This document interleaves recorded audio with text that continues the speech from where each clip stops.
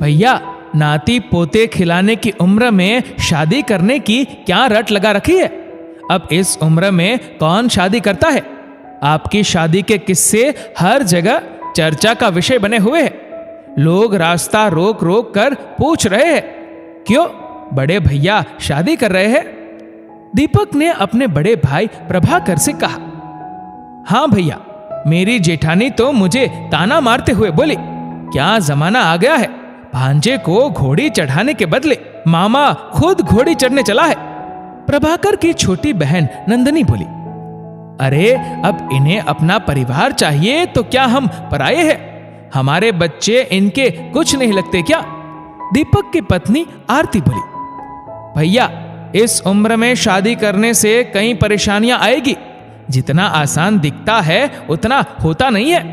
वह भी एक बच्चे की मां को अपनाना तो बिल्कुल भी आसान नहीं होगा। परिवार बिखर जाएगा।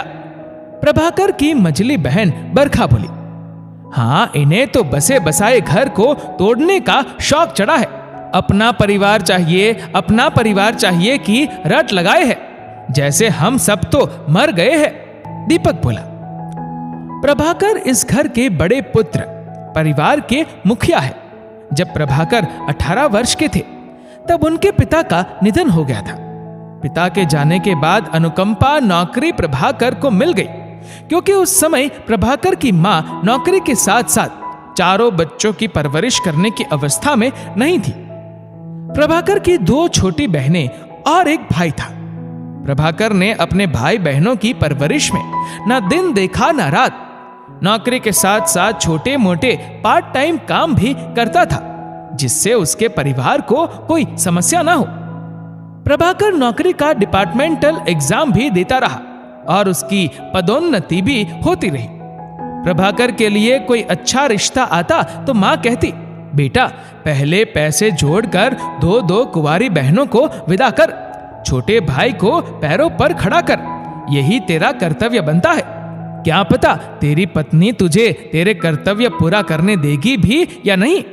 आजकल की लड़कियां तो बस अपने पति से मतलब रखना चाहती है, पति के परिवार से कोई वास्ता रखना नहीं चाहती। प्रभाकर की तनख्वाह से ही सबको मतलब था। उसके मन में क्या चल रहा है, उसके सुख दुख पूछने वाला कोई नहीं था। समय रहते प्रभाकर ने दोनों बहनों की शादी अच्छे परिवार में कर दी। बहनों की शादी, छोटे भाई को पढ़ाने में प्रभाकर के ऊपर काफी कर्जा हो गया था। छोटे भाई को नौकरी मिल गई, लेकिन कर्जा चुकाने का जिम्मा अभी भी प्रभाकर के सिर पर था। दीपक ने अपने साथ काम करने वाली आरती से शादी कर ली।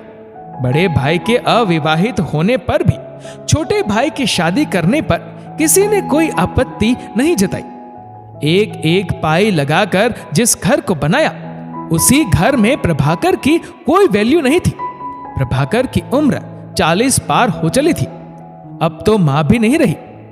दीपक और आरती भी 2 बच्चों के माता पिता बन गए।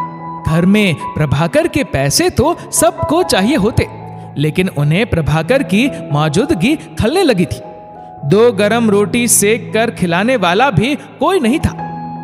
दीपक के बच्चों के शैतानी करने पर प्रभाकर अपना बच्चा समझ थोड़ा डांट लगा देते तो तुरंत उन्हें सुनने को मिलता, हमारे बच्चे हैं, हम संभाल लेंगे। लेकिन उन्हीं बच्चों की भारी भरकम स्कूल फीस भरते समय प्रभाकर उनके अपने बड़े पापा हो जाते।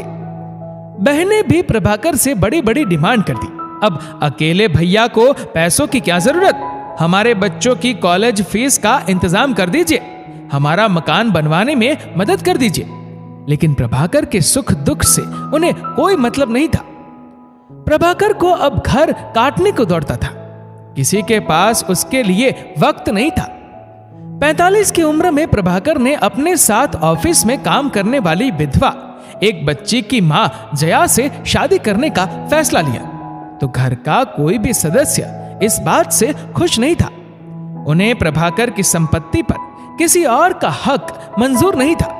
वह तो सब कुछ अपना समझ बैठे थे।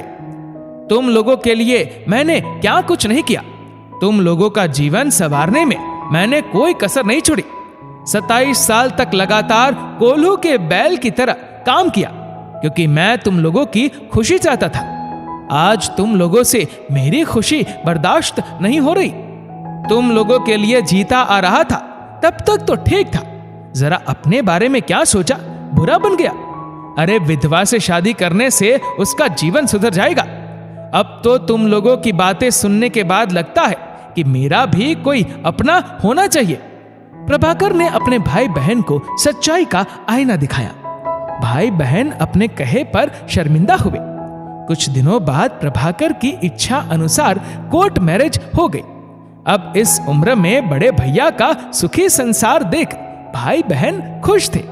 दोस्तों, मतलब से रिश्ता मत रखो, क्योंकि जो लोग निस्वार्थ भाव से रिश्ता निभाते हैं, जब उनके साथ धोखा होता है तब वह स्वार्थी लोगों को हमेशा के लिए अपनी नजरों से गिरा देते हैं। इस वीडियो को लेकर आपकी क्या राय है, नीचे कमेंट करके जरूर बताएगा। और अगर आपको वीडियो अच्छा लगा हो तो इस वीडियो को लाइक करेगा, शेयर करेगा ज्यादा से ज्यादा लोगों तक, और ऐसे ही और भी इंस्पिरेशनल वीडियोस के लिए सब्सक्राइब करें हमारे यूट्यूब चैनल को और फेसबुक फॉलो करें हमारे पेज को। धन्यवाद।